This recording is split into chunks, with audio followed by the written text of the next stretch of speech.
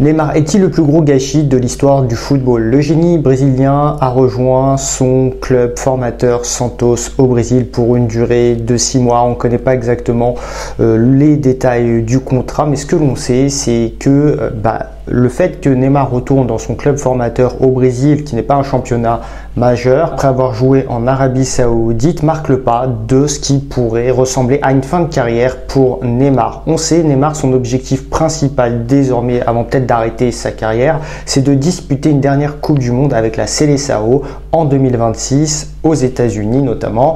Et ce que l'on sait, on a entendu aussi que Neymar, après les 6 mois à Santos, pourrait rejoindre la MLS. Et on dit du côté soit de Chicago, soit à l'Inter Miami, où il rejoindrait son pote Messi et Luis Suarez, et bien sûr chapeauté par David Beckham. Mais ce que l'on voit là aussi, c'est que Neymar, il a 33 ans.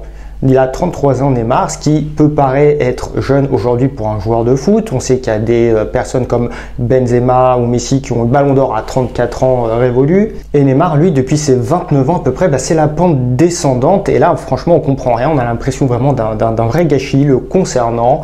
Dû à une hygiène de vie, on ne sait pas. Donne-moi ton avis en commentaire. Est-ce que Neymar est le plus gros gâchis de l'histoire du foot ou est-ce que tu as d'autres exemples?